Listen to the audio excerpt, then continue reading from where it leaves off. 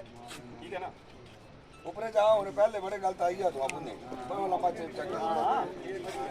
हाँ नमस्कार दोस्तों, मैं हूं जॉनी खान और आज उपमंडल बैजनाथ के लोड गांव में मैं यहाँ पर आया हूं।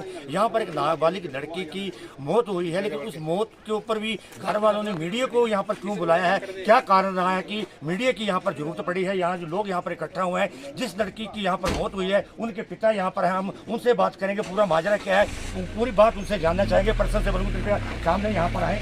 तो आपका बेटी का पापा है, पूरा माजरा क्या, कहानी क्या, कृपया बताएं आप। मेरा नाम अंकुश कुमार है, गांव मेरा लोट, पोस्ट ऑफिस उतराला, तहसील बैजनाथ। मेरी लड़की अदिति जिसकी उम्र अभी 11 साल की हुई थी, उसकी डेथ हो चुकी है और वो अपने नानी के घर में रहती थी। 1.5 साल से उसकी माँ ने और उसकी नानी ने उनको वहीं पे रोक के रखा हुआ था। मतलब आपके साथ नहीं रहते थे? मेरे साथ नहीं रहते थे। अच्छा। जब भी मैं मतलब बात करने के लिए उनको बोलता था तो वो 3-4 दिन के बाद बात अलग रहते थे। डाइवोर्स का केस तो नहीं चल रहा था? डाइवोर्स का केस चल रहा था जी, डाइवोर्स का केस चल रहा था और 1.5 साल हो गया उनको अपनी नानी के घर में रहते हुए।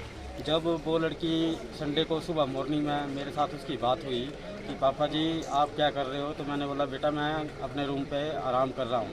तो मैंने उनको पूछा कि आप क्या कर रहे हो, तो बोलती है पापा हम नाश्ता कर रहे हैं और हमने मंडे को स्कूल जाना है और आप हमें छाता लेके देना। मैंने बोला ठीक है, आप मुझे दूसरे टाइम कॉल करना। फिर उन्होंने बोला कि ठीक है पापा हम बात करेंगे। फिर उन्होंने उसके बाद उनके साथ कोई कांटेक्ट नहीं हुआ और मंडे की अर्ली मॉर्निंग 4 बजे मुझे कॉल आती है कि आपकी लड़की सीरियस है और उसको धर्मशाला से टांडा रेफर कर दिया है। तो मैंने बोला कि लड़की को क्या हुआ, सुबह तो मेरी उसके साथ बात हुई थी। तो वो बोलते हैं कि लड़की को उल्टी और बुखार आया हुआ है, वो सीरियस है। उसके बाद मैंने बोला कि ठीक है मैं अपने मम्मी पापा को बोलता हूँ फिर हम यहाँ से निकलते हैं। उसके जस्ट 10 मिनट के बाद फिर कॉल आती है कि आपकी लड़की की डेथ हो गई है और हम टांडा जा रहे हैं, आप भी टांडा आ जाएंगे। तो मेरी सरकार से यही मतलब अनुरोध है कि मेरी लड़की को न्याय मिले, क्योंकि जो लड़की सुबह अच्छे तरीके से ना उसको कोई जुकाम ना कोई उसकी तबीयत ख़राब थी, उसकी 1 घंटे में अचानक कैसे मौत हो गई। अगर उसकी 12 बजे रात को तबीयत ख़राब हुई थी तो मुझे 12 बजे वो रात को कॉल करते हैं मेरे पास अपना। आपको क्या शक है? क्या मुझे अपनी जो उसकी मम्मी और उसकी जो नानी है उनके ऊपर शक है, क्योंकि क्या एक माँ या नानी या बेटी की हत्या कर सकती है? देखो वो लड़की मेरे पास हर बात शेयर करती थी। एक तो वो बच्चों से बात ही नहीं करवाते थे, वो बोलती थी पापा हमें फ़ोन देना, हम आपको डेली वीडियो कॉल करेंगे और डेली बात करेंगे। हम घर आना चाहती हैं लेकिन हमारी नानी हमें घर नहीं आने देती है। तो मुझे शक अपनी जो उनकी मम्मी थी और उनकी नानी है उनके ऊपर पूरा शक है। और अभी वो मम्मी और नानी कहाँ हैं? जब हम यहाँ से कल गए टांडा हॉस्पिटल पहुँचे जहाँ डेथ हाउस में मेरी लड़की को रखा हुआ था, तो उसकी मम्मी और जो नानी वहाँ से फरार थी। जब मैंने पंजाब केसरी न्यूज़ वाले को वहाँ बुलाया, उसके आधे घंटे के बाद जब उनको पता चला कि न्यूज़ लाइव चल रही है, तब वो वहाँ पे लेडीज़ों के साथ इकट्ठा होकर आए। मैंने उनको पूछा कि अब जिसकी माँ बच्चे को ऐसे छोड़ के चले जाए, अगर वो अपने दिल से साफ थी तो वो बच्चे के पास रहती, तो हमने उसको कुछ नहीं बोलना था, हमने तो यही पूछना था कि क्या हुआ था। तो वो बच्चे को छोड़ के ऐसे जैसे कोई चोर फरार होता है वैसे 2 माँ बेटी दोनों फरार थी वहाँ। तो अभी आप बैजनाथ थाने में पहुँच गए थे, कल धर्मशाला में भी गए थे, थाने में जाने का क्या औचित्य था? सर हम कल यहाँ से हमने प्रधान जी को फ़ोन किया कि मेरी लड़की के साथ ऐसे ट्रेजेडी हुई है। उन्होंने बोला कि आप पुलिस थाना बैजनाथ में जाओ। हम बैजनाथ में गए तो बैजनाथ पुलिस थाना में सर से बात हुई। सर ने बोला कि उस लड़की का केस अभी मम्मी लड़की की मम्मी और नानी कहाँ हैं? वो यहाँ नहीं आते हैं। उनको कल पुलिस वालों ने यही बोला कि हम आपको फुल सिक्योरिटी देंगे, आप चलिए, आपका बच्चे का अंतिम संस्कार है। तो वो बोलते नहीं हम वहाँ नहीं जाएंगे, वहाँ के लोग तो हमको मारेंगे और वहाँ के लोग दंगा करते हैं। जी चलिए, ये थाना प्रभारी भी यहाँ पर है। सर इस पूरे मैटर पर आपका क्या कहना है, क्योंकि इनकी हाजिरी आपके दफ्तर में यानी थाने में भी लगी है? मुझे पता लगा था कि सुबह लोग आए थे थाने में, लेकिन इनको ये कहा कि वो जो बेटी एक्सपायर हुई है इनकी जो वाइफ आई थी वो उसमें योल में रहती है।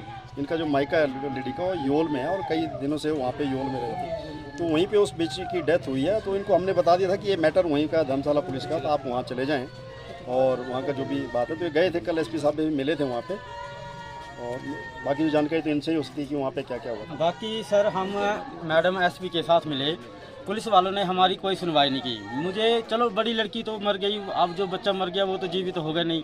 मैंने उनको यही अनुरोध किया कि सर मेरी जो छोटी लड़की है वो छोटा बच्चा नहीं है, 2-3 साल का बच्चा नहीं है, 8 साल की लड़की है। वो मुझे खुद जो बच्चा खुद फ़ोन करके खुद कॉल करता है, वो मैंने उनको बोला कि मेरी छोटी लड़की को पेश किया जाए। मैंने सिर्फ उससे बात करनी कि तेरी दीदी को क्या हुआ था वो मुझे बताएगी। तो पुलिस वाले बोलते हैं कि नहीं, हम बच्चे को नहीं बुला सकते हैं। तो मैं फिर जब एसपी मैडम के पास गया तो मैडम जी ने, जो एसएचओ वहाँ के धर्मशाला के हैं, उनके साथ उन्होंने बोला कि आपकी लड़की को ये बुलाएंगे और आप सिर्फ 2-3 मिनट के लिए उनके साथ बात करना, बच्चे के साथ। लेकिन जब हम पुलिस चौकी योल में पहुँचे तो एसएचओ ने एक पुलिस सर को उनके घर भेजा।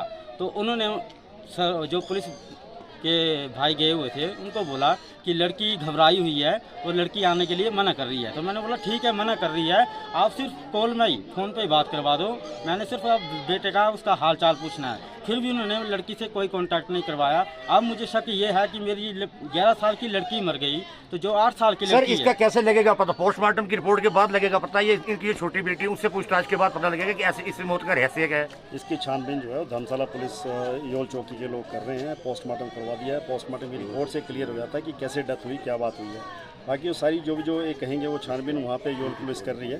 बाकी जहाँ तक ये अभी इनका सवाल था कि अपनी बच्ची को दूसरी को अपने पास लाना चाहते हैं, तो इनके पिताजी को मैंने ये कहा कि इसके लिए आप अदालत में दरख्वास्त लगवाएं। अदालत बच्चों के बारे में ऑर्डर करती है, पुलिस किसी का बच्चा नहीं किसी को दिला सकती, अदालत का इसमें आदेश होता है।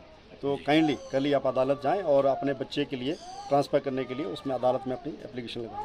ठीक है। बाकी चलो सर, मैं एसपी मैडम का तहे दिल से धन्यवाद करता हूँ। उनकी वजह से मेरी लड़की की डेड बॉडी मेरे घर, मेरे गांव पहुँची है। नहीं तो पता नहीं उन्होंने तो डेड बॉडी भी दिखानी थी कि नहीं दिखानी थी।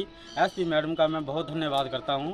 और बाकी मैडम से ये यहाँ पर मिलके ये आ रही है कि एक जो बेटी की यहाँ पर मौत जरूर हुई है, लेकिन हैसियत क्या है ये बना हुआ है। यानी कि माँ और नानी के पास ये बेटी रहती, 2 इनकी लड़की हैं, छोटी लड़की है। उनके बारे में इनका कहना था कि उस लड़की से पूछताछ करना चाहते थे कि आखिर उसकी बड़ी बहन को क्या हुआ, लेकिन उसके साथ पूछताछ नहीं हो पाई है। वही जो एसएचओ थाना प्रभारी बहन है, तो उनका कहना है कि धर्मशाला पुलिस इसकी जानकारी ले रही है और पोस्टमार्टम की रिपोर्ट के बाद ही सारी जानकारी का पता चल जाएगा कि ये मौत है या किस तरह से ये मौत हुई है। तो वही जो इनको ये भी बताया गया है कि यदि वो अपनी छोटी बेटी को अपने घर में वापस लाना चाहते हैं तो अदालत का सहारा ले सकते हैं। हर छोटी बड़ी खबर देखने के लिए आप देखते रहिए। तब तक मुझे दीजिए इजाजत। जय हिंद, वंदे मातरम।